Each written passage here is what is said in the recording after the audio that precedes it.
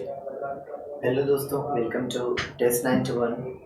This is the platform where you can improve your English. और आप भी चाहते हैं कि आप अंग्रेजी बोलें, तो चलिए, पिछली वीडियो में मैंने बताया था इंट्रोडक्शन के बारे में, तो किसी भी क्षेत्र में बहुत ज़रूरी होता है। और आज के इस वीडियो में हम लोग जानेंगे बेसिक ग्रामर के बारे में।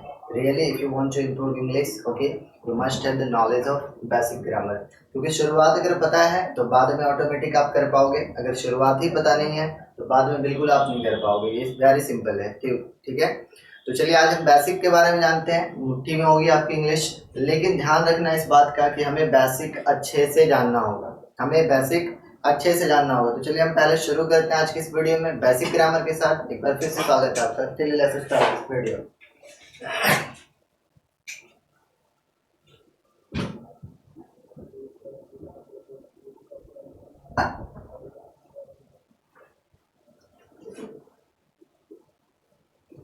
Okay, so as you can see here, आप यहाँ पे देख सकते हैं मैंने लिखा है बेसिक ग्रामर। बेसिक ग्रामर ये इम्पोर्टेंट है। अंग्रेजी आप जब भी बोलना चाहते हैं, मतलब जब भी हमें अंग्रेजी सीखने की जरूरत होती है, तो सबसे पहले हमें जरूरत है सीखने की बेसिक ग्रामर। अगर बेसिक पता है तब हम अंग्रेजी बोल पाएंगे, बेसिक पता नहीं है तो अंग्रेजी का ई भी हम नहीं मालूम कर पाएंगे। चलिए, तो हम बेसिक को समझते हैं सबसे पहले। So let's take a sentence for. एक सेंटेंस यहाँ पे हम लिखते हैं, सिंपल सेंटेंस है, that's very simple. Ram is speaking English. तो इस सेंटेंस को देखकर आपको लग रहा होगा, by watching this sentence you may think कि ये बहुत आसान है, ऐसा अंग्रेजी थोड़ी सीखा जाता है, आपको लग सकता है। लेकिन ऐसी कोई बात नहीं, आपको ध्यान इस बात का रखना है कि इसी सेंटेंस के आधार पर, on the basis of this sentence, हम पूरे बेसिक ग्रामर को पढ़ेंगे। पूरे बेसिक ग्रामर को हम किसके आधार पर पढ़ेंगे? राम इज स्पीकिंग इंग्लिश के आधार पर। तो चलिए, सबसे पहले इसको नंबर वाइज हम कैटेगराइज कर देते हैं। Number 1, number 2, number 3, number 4 and number 5। You must not it to complete 5। Number 5 को कंप्लीट करने के लिए आपको इन चारों का नॉलेज होना चाहिए। अगर ये चार आपको पता है, 1, 2, 3, 4, इन चार वर्ड्स को आप जानते हैं क्या क्या है, तो नंबर 5 यानी पूरे सेंटेंस को आप कंप्लीट कर पाओगे। तो जैसा कि आप देख पा रहे हैं यहाँ पे कि एक सेंटेंस को बनाने के लिए, to complete a sentence we need 4 words. ये 4 वर्ड्स कहलाते हैं क्या क्या है? अब 4 वर्ड्स ऐसे ही कुछ उठा के तो नहीं डाल देंगे। तो एक सेंटेंस को कंप्लीट करने के लिए हमें पड़ती है जरूरत 4 चीजों की। वो 4 चीज क्या होते हैं? तो सबसे पहले हम लिखते हैं यहाँ पे, सबसे पहला नंबर जो है वो हमारा सब्जेक्ट कहलाता है, दैट इज सब्जेक्ट। क्यों है ये पता नहीं, बस सब्जेक्ट है। लेकिन मैं बताता हूँ क्यों है सब्जेक्ट। सब्जेक्ट कहते हैं किसको? तो इसकी सिंपल से हिंदी आपने सुना होगा, सब्जेक्ट की हिंदी होती है विषय। विषय मतलब हो गया जिसपे हम चर्चा करते हैं। विषय का मतलब हो गया जिसपे हम चर्चा करते हैं, जिस टॉपिक पे हम बात करते हैं वो हमारा विषय कहलाता है। लेकिन याद रखिएगा इस चीज को कि विषय के अकॉर्डिंग टू ग्रामर सब्जेक्ट की एक और हिंदी होती है जिसको हम लोग कहते हैं कर्ता। कर्ता का मतलब क्या होता है? काम करने वाला। याद रखेंगे, कर्ता का मतलब हो गया काम करने वाला।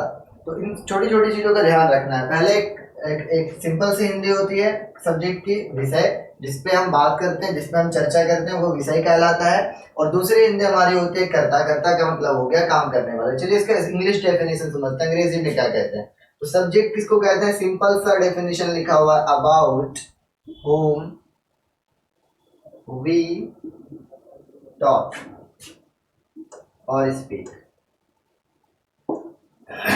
About whom we talk or speak. About whom जिसके बारे में, वी टॉक हम बात करते हैं या फिर चर्चा करते हैं। तो जिसकी हम बात करते हैं या चर्चा करते हैं क्या कहलाता है हमारा? वो हमारा सब्जेक्ट कहलाता है। तो सेंटेंस का जो पहला यहाँ पहला वर्ड जो है ये हमारा सब्जेक्ट कहला रहा है। क्यों कहला रहा है? क्योंकि राम इज स्पीकिंग इंग्लिश, इसका मतलब हो गया राम अंग्रेजी बोल रहा है। क्या मतलब हो गया? राम अंग्रेजी बोल रहा है। तो राम अंग्रेजी बोल रहा है, इसमें बात हम किसकी कर रहे हैं? सिंपल समझेंगे, बात हम किसकी कर रहे हैं? राम की। या फिर एक और तरीका मैंने बताया कर्ता से समझने का। हिंदी क्या होती है? कर्ता। कर्ता का मतलब हो गया काम करने वाला। What does it mean? कर्ता मतलब क्या हो गया? काम करने वाला। काम करने वाला कौन है? तो राम अंग्रेजी बोल रहा है, काम क्या हो रहा है? बोलने वाला। कर कौन रहा है? राम। तो राम ये पहला नंबर हमारा क्या है? The first word is subject. क्यों है? क्योंकि काम करने वाले को हम जैसा फाइंड आउट कर पा रहे हैं यहाँ पे राम निकल के आ रहा है। चलिए, नंबर 1 क्लियर। अब सब्जेक्ट किसको कहते हैं, बहुत सारे, जैसे आप वहां पे देखेंगे जो काम करने में, कई सेंटेंस के थ्रू हम समझ सकते हैं। जैसे कि मैं साइकिल चला रहा हूँ, सिंपल समझेंगे, मैं साइकिल चला रहा हूँ, इसमें चलाने का काम कौन कर रहा है, मैं सब्जेक्ट हो जाएगा। वे लोग खेल रहे हैं, खेलने का काम कौन कर रहा है, वे लोग सब्जेक्ट है। तुम उसे गाली दे रहे थे, गाली देने का काम कौन कर रहा था, तुम, तो तुम क्या हो जाएगा, सब्जेक्ट हो जाएगा। तो इस तरह से हम सब्जेक्ट को समझते हैं। चलिए, तो एक सेंटेंस को कंप्लीट करने के लिए हमें कितनी चीजों की जरूरत है, नंबर 1 2 3 4, 4 चीजों की। अभी मैंने पढ़ा कितना, नंबर 1, एक कंप्लीट हो गया। अभी कंप्लीट नहीं है, इसमें भी बहुत सारी चीजें मिस कर रही है। तो समझते हैं सबसे पहले एक और चीज, नाउन प्रोनाउन के बारे में आप लोग सुने होंगे। तो सब्जेक्ट आपका नाउन भी हो सकता है और प्रोनाउन भी हो सकता है। अब सिंपली समझेंगे, नाउन प्रोनाउन, नाउन क्या किसको कहते हैं, नाउन का मतलब हो गया, नाउन अगर याद नहीं है तो मैं यहाँ पे डेफिनेशन लिख देता हूँ, एकदम छोटा सा definition, naming word. Naming word मतलब नाम वाले जितने भी शब्द होते हैं क्या कहलाते हैं, नाउन कहलाते हैं। प्रोनाउन किसको कहते हैं, जो इसी के जगह पे आता है। प्रोनाउन किसको कहते हैं, जो नाउन के जगह पे आ जाए। It comes in place of noun, it comes in place of noun. अगर प्रोनाउन समझ में नहीं आता है तो I am telling you very easily, okay, समझना एक सेंटेंस से। जैसे कि एक नाम ले लेते हैं भारत, इसी में लिख देते हैं भारत मेरा देश है। और जैसे ही दूसरे सेंटेंस में हम जाते हैं तो यहाँ पे लिखते हैं या विशाल देश है, या विशाल देश है। अब सिंपल समझना है, यहाँ पे दो नाउन फाइंड कर, पहले सेंटेंस में हम देखेंगे भारत मेरा देश है, तो यहाँ पे नाउन मिल रहा है भारत और देश। लेकिन भारत को रिप्लेस करके दूसरे सेंटेंस में जो एक वर्ड आ रहा है या, मतलब कहने का मतलब सिंपल है कि भारत मेरा देश है, भारत विशाल देश है। कहने का मतलब इस चीज को हम बार बार दोहरा नहीं सकते, इसलिए प्रोनाउन को बनाया गया है। हम नाउन को हर जगह बोलेंगे, राम खेल रहा है, राम पढ़ रहा है, राम हंस रहा है, एक ही चीज को हम नहीं घुसेड़ सकते बार बार। तो हमको क्या लाना होता है, प्रोनाउन को। जैसे कि राम पढ़ रहा है, वह ध्यान से पढ़ रहा है, वह अच्छे से पढ़ रहा है, इस तरह से हम बातें कर सकते हैं। तो जो नाउन को रिप्लेस कर दे, the word which replace noun, okay, तो आप उसको क्या कहेंगे, प्रोनाउन कहते हैं। सिंपल है। तो नाउन प्रोनाउन समझ में आया। तो सब्जेक्ट के अंदर आपका सब्जेक्ट जो होगा, जैसे यहाँ पे नाउन है, राम है, तो इसकी जगह पे कभी ही सी प्रोनाउन भी आ जाएगा, ठीक है, या वह एक्सेट्रा। और सब्जेक्ट आपका सिंगुलर भी हो सकता है, it can be singular also, and plural भी हो सकता है।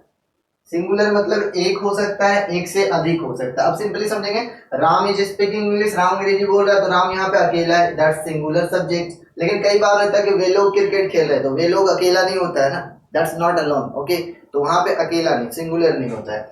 तो याद रखिएगा, कई बार आपका सब्जेक्ट सिंगुलर भी रहेगा, कई बार प्लूरल भी रहेगा। एक और चीज समझते हैं, यहाँ पे कई लोगों को लगता है कि सब्जेक्ट जो होता है अंग्रेजी में वो सबसे पहले होता है, तो ये गलत माइंडसेट है आपका, ठीक है। इसको सुधारने के लिए क्या करना है आपको कि अब देखो ध्यान से, एक सेंटेंस हम लेते हैं यहाँ पे, पहले इसको मिटा देता हूँ, कोई काम का नहीं है अभी। एक सेंटेंस हम यहाँ पे लेते हैं, सीता का अपहरण रावण ने किया। ध्यान समझेंगे, सीता का अपहरण रावण ने किया। इसमें कई लोगों को क्या लगता है, सब्जेक्ट क्या होगा, सीता, नहीं, गलत हो जाएगा। मैंने सिंपल बताया, सब्जेक्ट कहते किसको है, कर्ता, मतलब काम करने वाले को। सीता का अपहरण रावण ने किया, सीता कोई काम तो कर नहीं रहा है, काम यहाँ पे अपहरण करना। अपहरण किसने किया, अपहरण किसने किया, रावण ने, तो रावण क्या हो जाएगा, सब्जेक्ट हो जाएगा। याद रखिएगा, सब्जेक्ट क्या हो जाएगा, रावण हो जाएगा। तो इस सेंटेंस से हम फाइंड आउट कर पा रहे होंगे, इजीली समझ पा रहे होंगे, जरूरी नहीं है कि सब्जेक्ट आपका पहले हो, ये जरूरी नहीं है कि सब्जेक्ट आपका पहले हो, ये बीच में भी हो सकता है, लास्ट में भी हो सकता है। अब जैसे सिंपल एक और सेंटेंस लिखते हैं, यहाँ पे हम लोग कई बार बोलचाल भाषा में बोल देते हैं, आ रहे हो ना तुम, तो यहाँ पे आने का काम जो कर रहा है, वो तुम है, तो सब्जेक्ट लास्ट में चला गया ना। तो सिंपल है, सब्जेक्ट कभी भी पहले नहीं होता है। आपको ये ध्यान देना है, हम बात किसकी कर रहे हैं, या फिर काम सेंटेंस के अंदर कौन कर रहा है, उसके हिसाब से हम क्या करते हैं, समझते हैं हम सब्जेक्ट को। तो क्लियर हो गया ये सब्जेक्ट किसको कहते हैं। कुछ और सेंटेंस हम ले सकते हैं, जैसे कि एक सिंपल सा उदाहरण लेते हैं, भारत ने पाकिस्तान को धोया। तो धोने का जो काम है वो कौन कर रहा है, भारत कर रहा है। कौन कर रहा है, भारत कर रहा है। तो जो काम करता है वो क्या कहलाता है, हमारा सब्जेक्ट कहलाता है। तो सिंपल है, भारत ने पाकिस्तान को धोया, धोने का काम कर रहा है भारत, भारत हो जाएगा सब्जेक्ट। और भी चीजें हम समझ सकते हैं, जैसे कि मैं क्रिकेट खेल रहा था, तो क्रिकेट खेलना काम है, खेलने का काम कौन कर रहा था, मैं, तो मैं क्या हो जाएगा वहां पे, सब्जेक्ट हो जाएगा।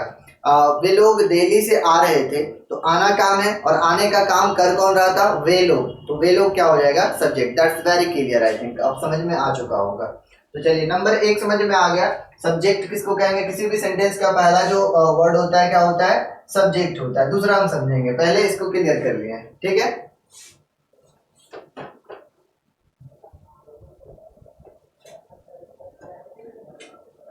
नंबर 2 में जो होता है उसको हम लोग कहते हैं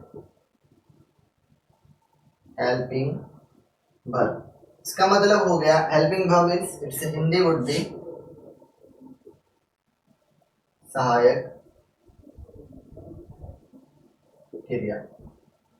हिंदी क्या हो गया, सहायक क्रिया। अब सिंपल समझेंगे, हेल्पिंग वर्ब मतलब सहायक क्रिया। इसका काम क्या होता है, कहते हैं किसको है, तो सिंपल लिखा हुआ, it helps the main verb to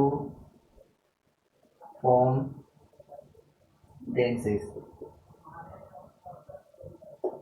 it helps the main verb to form tenses. ये क्या करता है, मुख्य क्रिया को, जो मेन भाग जो काम होता है सेंटेंस के अंदर, उसको मदद करता है टेंस को बनाने में। तो चलिए टेंस को पहले समझ लेते हैं। टेंस जनरली कितने प्रकार, टेंस की हिंदी क्या होती है, टेंस को हम लोग काल कहते हैं या समय कहेंगे।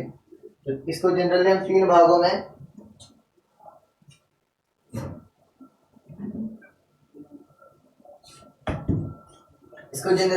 भागों में डिवाइड कर देंगे। सिंपल भाग है, पहला होता है हमारा प्रेजेंट, दूसरा होता है हमारा पास्ट, तीसरा हो जाएगा फ्यूचर। सही है। तो सिंपल से बात करेंगे, सबसे पहला हमारा टेंस को समझ लेते हैं। टेंस को मतलब टेंस क्यों समझ रहे हैं, ये समझना जरूरी है, क्योंकि हेल्पिंग वर्ब जब हम पढ़ते हैं तो it helps the main verb, ये क्या करता है, मेन वर्ब को मदद करता है टू फॉर्म टेंसेस, टेंस को बनाने में, टेंस को अलग करने में, यानी बतलाने में कौन सा टेंस है, प्रेजेंट है, पास्ट है या फ्यूचर है। तो चलिए हम समझ लेते हैं। हेल्पिंग वर्ब जो है ना, under tense there are 13 helping verbs. कितने होते हैं, 13।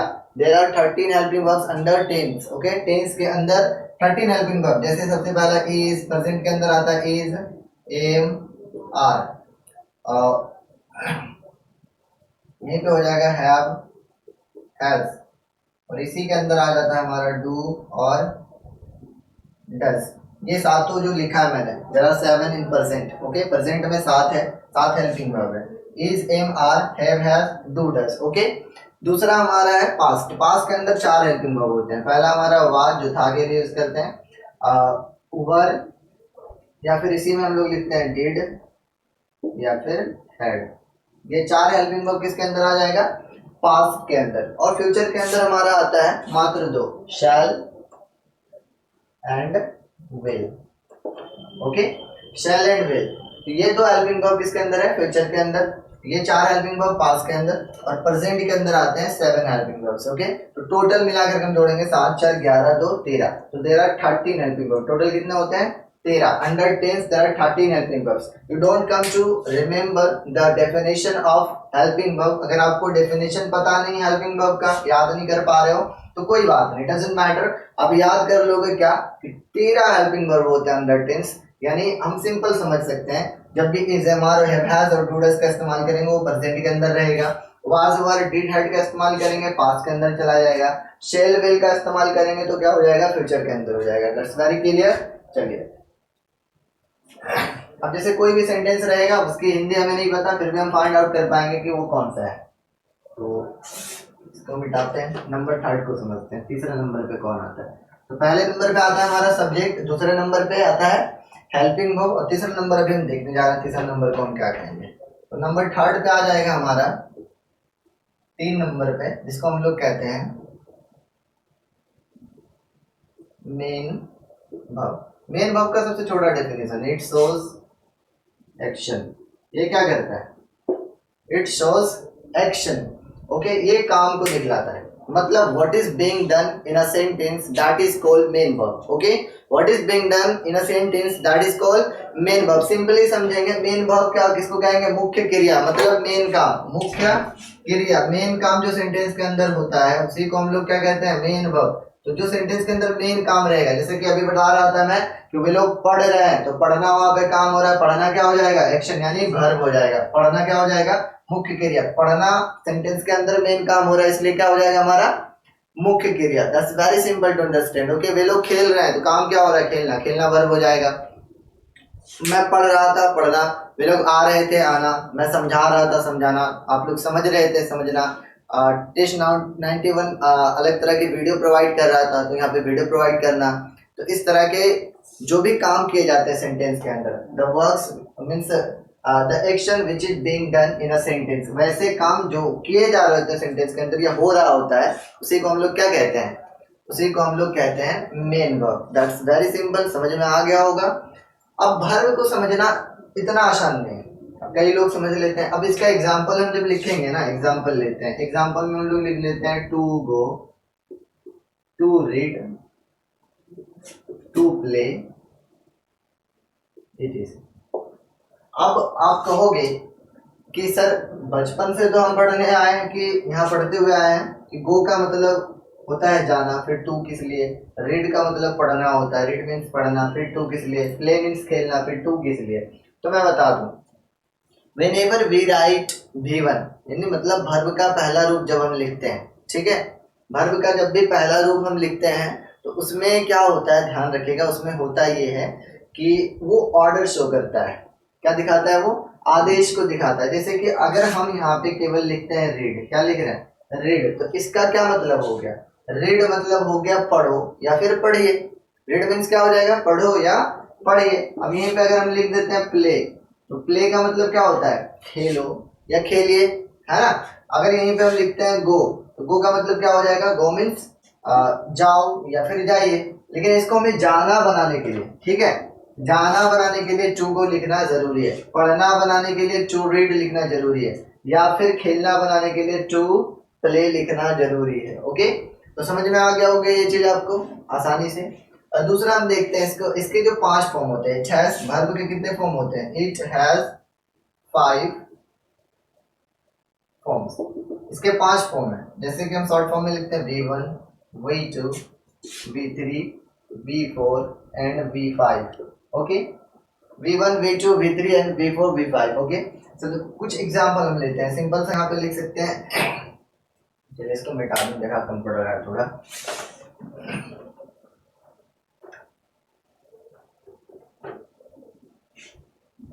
वर्ब के कितने फॉर्म होते हैं, it has 5 forms. Okay, 5 form होते हैं वर्ब के. पहला जिसको हम लिखते हैं V1, V2, V3, V4 and V5 simply. Okay, इसमें कुछ एग्जांपल भी हम लिख सकते हैं यहाँ पे, जैसे कि एक पहला ले लेते हैं प्ले, V2 होता है प्लेड, V3 भी होता है प्लेड, V4 होता है प्लेइंग, V5 हो जाएगा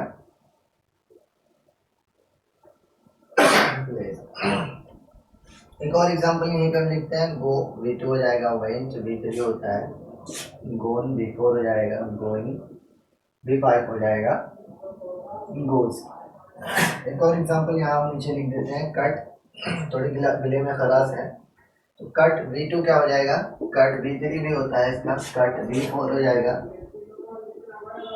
कटिंग, V5 हो जाएगा कट्स. ओके, सिंपली हम समझेंगे. सबसे पहले play, played, played, playing, place. आप देख पाओगे कि V4 के अंदर जितने भी मैंने लिखा है सबके साथ क्या, V1 के साथ क्या लग जा रहा है, सिंपल ING लगाने के बाद क्या बन जा रहा है, वो V4 बन जा रहा है. ठीक है, किसी भी वर्ब के पहले रूप में हम ING लगा दे रहे हैं, क्या बन जा रहा है, V4 बन जा रहा है.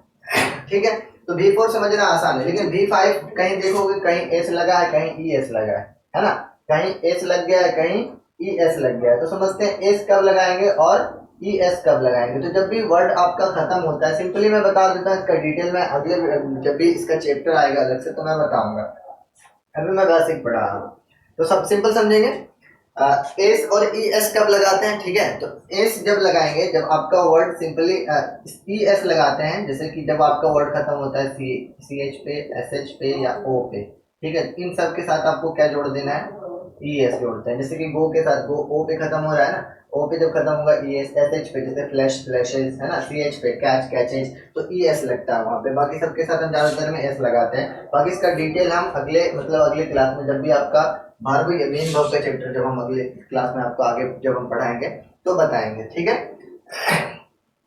तो वर्ब समझ में आ गया, लेकिन इसमें और छूट रहा है अभी। छूट ये रहा है कि वर्ब के फॉर्म 5 होते हैं। वर्ब के कितने फॉर्म होते हैं, 5, लेकिन प्रकार जो होते हैं, काइंड्स जो होते हैं, there are 3 kinds of verb. Verb कितने प्रकार के होते हैं, there are 3 kinds of verb. किस कौन कौन से होते हैं, अब ऐसा देखोगे कभी कभी यहाँ पे देख सकते हो सिंपल।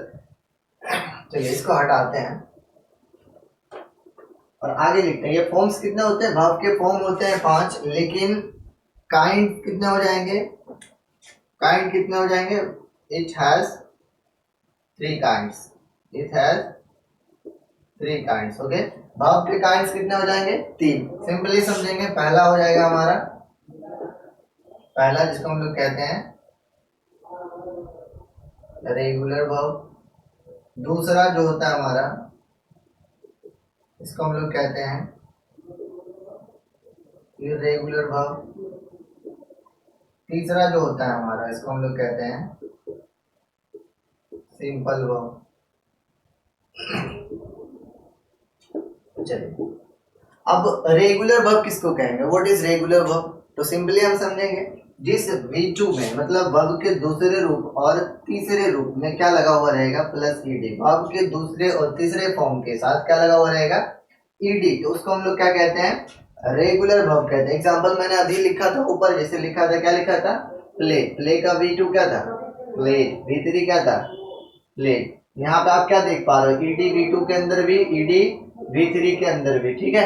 तो जहाँ पे V2 और V3 के साथ, V2 ऑब्लिक जिसको पढ़ते हैं, V2 oblique V3 plus ED, V2 और V3 के साथ जहाँ पे ईडी ईडी हो, ठीक है, उसके साथ ईडी लगा हुआ रहेगा, तो वो किसके अंदर आएगा, रेगुलर वर्ब के अंदर। किसके अंदर आएगा, रेगुलर वर्ब के अंदर, ठीक है। यहाँ पर भी V2 और V3 के साथ ईडी लगा हुआ रहेगा, जैसे कि V2 के साथ प्ले प्ले प्ले प्लेड, उसी तरह से और भी हो जाएगा, अटेम्प्ट अटेम्प्टेड अटेम्प्टेड, इस तरह से, ठीक है।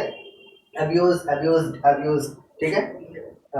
बहुत सारे पेड पेड पेड इस तरह से होता है हमारा। आगे चलते हैं, पेड नहीं होगा, सॉरी। इरेगुलर किसको कहते हैं, इरेगुलर कहते हैं यहाँ पे V2 oblique V3 minus ED, यानी V2 और V3 के साथ, है ना, with V2 and V3 ED नहीं रहेगा, तो उसको हम लोग क्या कहते हैं, इरेगुलर वर्ब। जैसे कि एग्जांपल में लिखा था दूसरे जगह पे मैंने गो, गो का V2 क्या लिखा था मैंने, वेंट। V3 क्या लिखा था, गोन। तो ना तो यहाँ पे ईडी मिल रहा है, ना तो V2 के साथ ईडी, ना ही V3 के साथ। तो यहाँ देख पाओगे कि V2 और V3 के साथ जब ईडी नहीं आता है, मतलब ईडी नहीं रहेगा, तो वो इरेगुलर की कैटेगरी में चला जाएगा, ठीक है। और एक लिखा हुआ नंबर 3 पे सिंपल, तो नीचे आपने देखा होगा, यहाँ पे लिखते हैं पहले V2 ऑब्लिक V3 के साथ, है ना, with no changes, okay. V2 और V3 के साथ जब कोई बदलाव ना हो, ओके, जब कोई बदलाव नहीं हो तो क्या कहलाएगा हमारा, that would be called simple verb. Simple क्यों होगा, ध्यान रखिएगा, सिंपल क्यों होगा, क्योंकि अब देखिए एक मैंने वर्ब लिखा था कट, कट का V2 भी कटता और V3 भी कटता, तो सिंपल याद रखिएगा, जब भी V2 V3 के साथ ईडी लग जाए रेगुलर कहलाएगा, जब भी V2 और V3 के साथ ईडी ना रहे इरेगुलर कहलाएगा। V2 और V3 के साथ कोई चेंज ना हो तो क्या कहलाता है, वो हमारा सिंपल वर्ब कहलाएगा। That's very simple to understand, okay. चलिए आज का क्लास इतना के लिए, आगे आगे वीडियो में मैं अगला आपका जो बताऊंगा, अभी मैंने बताया नंबर 3 तक, मेन वर्ब तक, है ना। पहला सब्जेक्ट था, दूसरा हेल्पिंग वर्ब और तीसरा मेन वर्ब। सब्जेक्ट किसको कहते हैं, जो काम करता है या फिर जिसकी बात करते हैं। दूसरा आपका था हेल्पिंग वर्ब। हेल्पिंग वर्ब क्या करता है, मेनली हमें बताता है सेंटेंस प्रेजेंट है, पास्ट है या फिर फ्यूचर है। मेन वर्ब का काम क्या है, ये एक्शन काम को दिखलाता है, सेंटेंस के अंदर जो हो रहा होता है। और मेन वर्ब के कितने फॉर्म्स होते हैं, 5 फॉर्म होते हैं, V1 V2 V3 V4 and V5। और उसके बाद मेन वर्ब के प्रकार कितने होते हैं, काइंड्स कितने होते हैं, 3 काइंड्स होते हैं। 3 कौन कौन से होते हैं, regular, irregular and simple, okay. So आगे बच रहा नंबर 4 और नंबर 5 है, तो अगले वीडियो में बताऊंगा नंबर 4 में क्या है, और उसके बाद पूरा सेंटेंस को हम पढ़ेंगे कि सेंटेंस किसको कहते हैं। तो दैट्स कंप्लीटेड नाउ। ओके, तो जय हिंद दोस्तों, आप बने रहिएगा टेस्ट 91 के साथ। आज का इतना ही वीडियो, आगे मिलेंगे फिर अगले क्लास में।